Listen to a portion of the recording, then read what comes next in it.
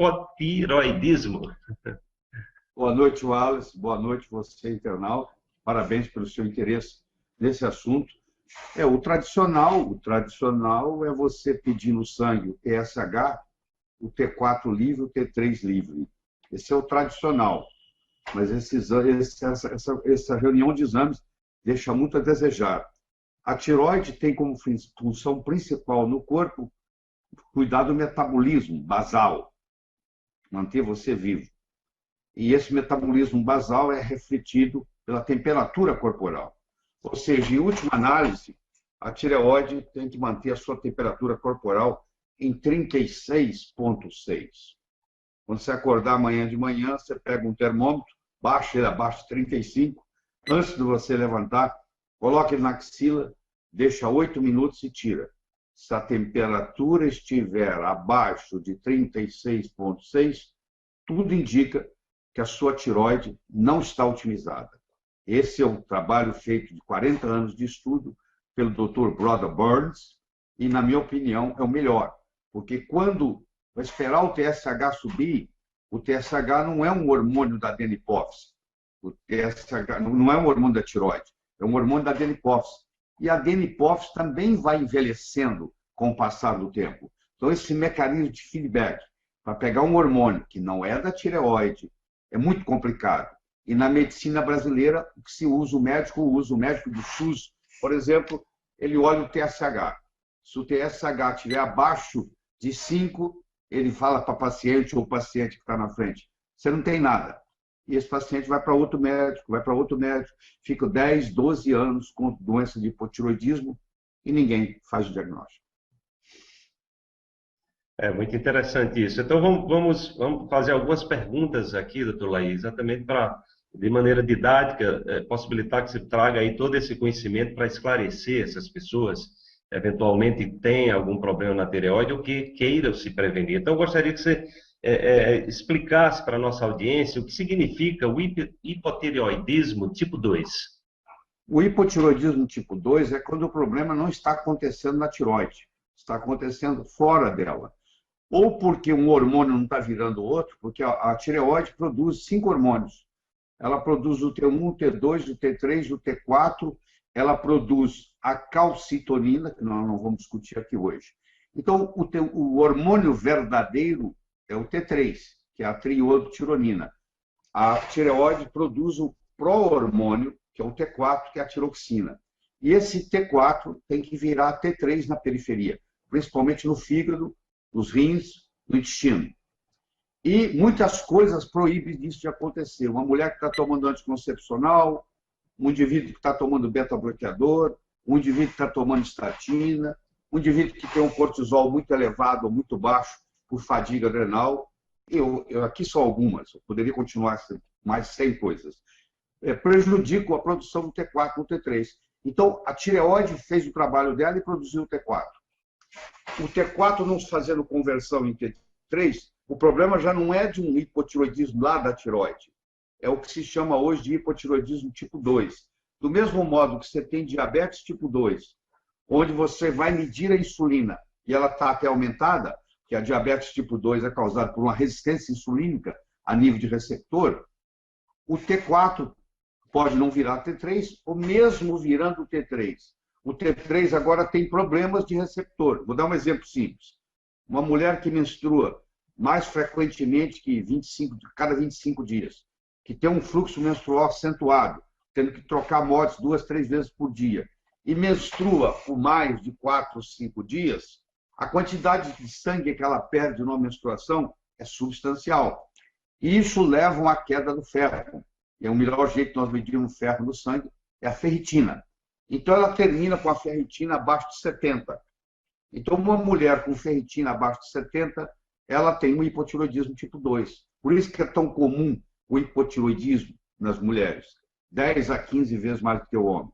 Uma das razões é porque a mulher geralmente tem uma ferritina baixa, porque ela menstrua. E o fato dela menstruar e ter a ferritina baixa, quando o ferro está baixo, pela perda de sangue na menstruação abundante, agora ela não tem condições mais de ter o T3, além dela não produzir T4 direito, que precisa disso, além de ela não transformar o T4 em T3, agora o T3 não pode mais, Wallace, atuar a nível de receptor, porque para o receptor que está a nível de DNA, que está em todas as células do corpo, você vê a importância da tireoide, todas as células do corpo têm receptor para a triiodtironina, que é a T3, mas precisa da presença do ferro. Se a ferritina está abaixo de 70, é um exemplo que eu estou dando, esse paciente, essa paciente, vai ter um hipotireoidismo tipo 2.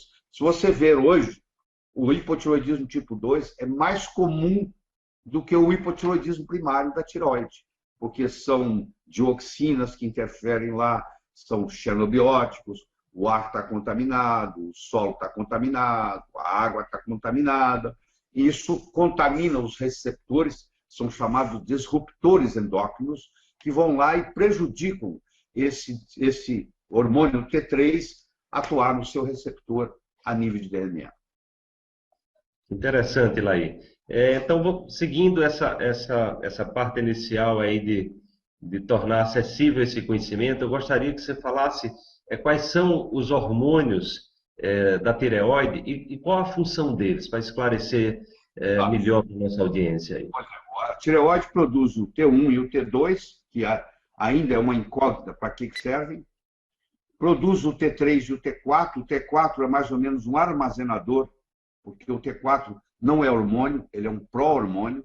Ele vai liberando aos poucos o T3, porque o T4 tem uma vida média de semanas, o T3 tem uma vida média de horas. Então, o T4 é o armazenador do T3. E tem a calcitonina, que também é produzida na tireoide, que trabalha com cálcio. Então, quando há uma desregulação do cálcio, a calcitonina pode aumentar em função disso. O hormônio paratireoide trabalha aumentando o cálcio no sangue. E a calcitonina trabalha diminuindo o cálcio no sangue. Então, quando o cálcio está muito alto no sangue, é estimulada a produção da calcitonina. O paratormônio é produzido pelas 4 paratireoides, que ficam atrás da tireoide. Por exemplo, uma mulher ou um homem que tem uma remoção de tireoide por um cisto, ou o que é que seja, esse paciente também está perdendo as paratireoides. Importante frisar isso. Então, isso é que acontece. E esses hormônios, eles vão cuidar do metabolismo basal. Eles vão manter você vivo. Se você não tem metabolismo basal apropriado, a primeira coisa que acontece, você não consegue segurar a sua temperatura. Nós somos animais de sangue quente. A nossa temperatura tem que ser 36,6. Se eu pego um paciente que está com 36,2, que é muito comum desse pessoal que está nos assistindo aí, porque é muito comum isso no Brasil, essa pessoa não está otimizada. O que quer dizer isso? Ela agora, com a queda, como as nossas enzimas, milhares de enzimas do corpo, elas são pH e temperatura dependente. Então, se eu caio de 36,6 para 36,2, 4 décimos de grau, eu posso diminuir até 40% a minha atividade enzimática. E se a minha atividade enzimática não funciona bem, eu não estou otimizado. O meu raciocínio não é perfeito, a minha capacidade de concentração é prejudicada, eu tenho uma tendência a engordar, eu tenho constipação, o meu cabelo cai, a minha pele é seca, entendeu? Vem uma série de consequências. Laí, a gente tem visto até pesquisas do IBGE trazendo incidências de doenças que têm a ver exatamente com as questões relacionadas à tireoide. Eu gostaria que você falasse um pouco da incidência desses problemas ligados à tireoide, especificamente no Brasil, para a gente ter uma ideia de como é que estão esses números hoje. Eu diria que mais de 50% dos brasileiros têm algum comprometimento com a tireoide. Tem uma frase, um ditado muito interessante que diz o seguinte: 50% dos pacientes têm tireoide comprometida. Desses 50%, nem 50% é diagnosticado. Dos 50% diagnosticado, nem 50% é tratado. E dos 50% tratados, são mal tratados. Porque tem outros componentes envolventes. Se você pegar o hormônio da tireoide, seja ele T1, T2, T3 ou T4, ele é formado de 2 moléculas de tirosina, que é um aminoácido, e moléculas de iodo. Se tiver uma molécula de iodo é T1, se tiver 2 é T2, 3 é T3, 4 é T4. E se eu tiver deficiência de tirosina, que isso acontece com certa frequência se eu não faço uma nutrição proteica adequada, eu também não posso produzir o hormônio da tireoide. A minha tireoide pode estar muito boa, muito bem, obrigado, mas ela não tem matéria-prima para trabalhar. Se eu tiver a tirosina, mas não tiver o iodo, é outro problema sério. O NHANES, que é um estudo que é feito nos Estados Unidos a cada 5 anos pelo Departamento de Agricultura americano, mostra que nos últimos 30 anos a queda do iodo na nutrição caiu 50%. Ou seja, você ingere a metade do iodo que o seu pai ingeria quando tinha a sua idade. Caiu 50% nos últimos 30 anos a ingestão de iodo.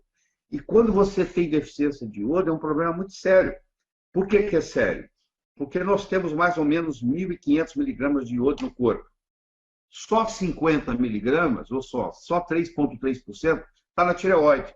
O seu esôfago precisa de iodo, o seu estômago precisa de iodo, a sua próstata precisa de iodo, na mulher a mama precisa de iodo também, os ovários, a pele, muito importante para a pele, uma pessoa que é atleta, que sua muito, cada vez que ela tem uma sudorese, numa corrida, por exemplo, ela perde iodo e magnésio. Esses indivíduos que você vê com morte súbita, de repente estava fazendo a sauna, morreu. Fazendo sauna. Quem morre fazendo sauna, o que é? É deficiência de magnésio, porque estava suando muito ali, e depois dos 50 anos a reserva de magnésio vai diminuindo, você está cansado de ver atleta morrer em maratona, cair morto, por falta de magnésio. E a falta de iodo, que vai concomitante, não deixa a pessoa produzir o hormônio tiroidiano. Além disso, causa cistos. Então, vem cisto da tireoide, vem cisto de mama, vem cisto do ovário, vem cisto da próstata. Ou seja, todas essas glândulas, se elas não têm o iodo suficiente, elas começam a formar cistos. Esses cistos vão virar nódulos, esses nódulos vão virar câncer. Então, uma deficiência de iodo, a longo prazo, pode causar um câncer de mama, um câncer de tireoide, um câncer de próstata, um câncer de útero, um câncer de ovário. Então, é muito importante você entender essa conexão. Não só o iodo não produz o hormônio sem ele, como o iodo tem outras funções, porque a tireoide só tem 3% do iodo do corpo.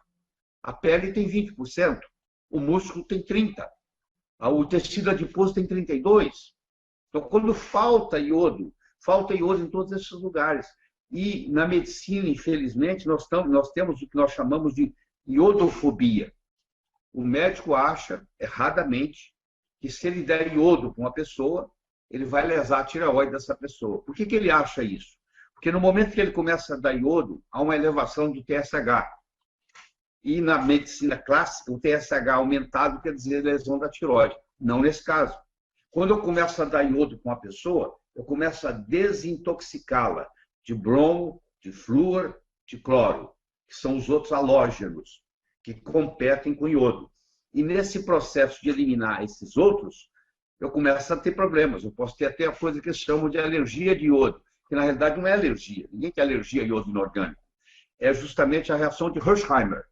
Hersheimer era um médico alemão que mostra que muitas vezes para você curar, você tem que piorar um pouquinho primeiro. Porque se eu estou fazendo um detox em você, e 90%, 95% das toxinas ficam no tecido adiposo, porque elas são lipossolúveis, eu começo um detox, o que acontece com o detox? A toxina sai do tecido adiposo e vai para o sangue. E aí ela vai para o cérebro, aí tem uma reação, dor de cabeça, entendeu? Tem o chamado Hersheimer. Então, muitas pessoas pensam que estão piorando, na realidade estão melhorando. Então, esse processo da falta de iodo é um problema seríssimo, muito sério. E, como o médico tem medo de trabalhar com iodo, tem estudos lindos mostrando que quanto mais cedo você começar a dar iodo com a gestante, maior vai ser o QI da criança. Eles têm estudo comparando, começando a dar iodo para gestante com 3, 4 semanas de gravidez, 16 semanas de gravidez, ou no pós-parto, na amamentação. E avaliando o QI, coeficiente de inteligência dessas crianças, 18 meses depois. E é impressionante a diferença. Quanto mais cedo a mãe começou a receber iodo na gestação, mais inteligente é o filho. Infelizmente, nós não nos beneficiamos disso, porque o ginecologista tem medo de dar iodo. O endocrinologista fala com ele que é perigoso e ele acaba não dando. E quem sabe disso e faz, se beneficia. Eu fiz isso com meus filhos, fiz isso com os meus netos, e só tem benefício com isso.